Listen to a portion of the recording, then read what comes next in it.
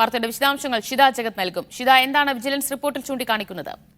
ദിവ്യ, സംസ്ഥാനത്താകെ 124 കേസുകളാണ് micro finance തട്ടിപ്പുമായി Vellappally നടേശനെതിരെ register ചെയ്തിരുന്നത്. അതിൽ VS അച്യുതാനന്ദനാണ് ഈ കേസ് നൽകിയത്. അതിൽ പിന്നോക്ക കോർപ്പറേഷന്റെ പണം എടുത്തുകൊണ്ട് അതിൽ SNDP യൂണിയന്റെ ശാഖകൾ വഴി തട്ടിപ്പ് നടത്തി എന്നുള്ളതായിരുന്നു പരാതി. ആ പരാതിയുടെ അടിസ്ഥാനത്തിൽ നേരത്തെ വിജിലൻസ് കേസ് രജിസ്റ്റർ ചെയ്യുകയും പ്രഥമ ദൃഷ്ട്യാ കഴമ്പുണ്ടെന്ന് കണ്ടെത്തുകയും ചെയ്തിരുന്നു. പിന്നീട് ഇപ്പോൾ വെള്ളാപ്പള്ളി നടേശനെതിരെ തെളിവില്ല, അല്ലെങ്കിൽ ആ കേസ് അവസാനിപ്പിക്കാം, തുടർന്ന് അന്വേഷണം വേണ്ടതില്ല, നിലവിൽ അവസാനിപ്പിക്കാം എന്ന് ചൂണ്ടിക്കാണിച്ചുകൊണ്ട് വിജിലൻസ് ഇപ്പോൾ കോടതിയിൽ ഒരു കത്ത് നൽകിയിരിക്കുന്നത്. അതിൽ 124 കേസുകളുണ്ട്. പക്ഷേ 5 കേസുകളിലാണ് ഇപ്പോൾ ഈ വിജിലൻസിന്റെ റിപ്പോർട്ട് നൽകിയിട്ടുള്ളത്. കോഴിക്കോട്, തൃശ്ശൂർ ഉൾപ്പെടെ 5 വിജിലൻസ് കോടതികൾ റിപ്പോർട്ട് നൽകിയിട്ടുണ്ട്. അതിൽ കേസ് അവസാനിപ്പിക്കാം എന്നുള്ളതാണ് അതിൽ പറയുന്നത്. 15 കോടി രൂപയുടെ തട്ടിപ്പ് നടത്തി എന്നുള്ളതായിരുന്നു കേസ്.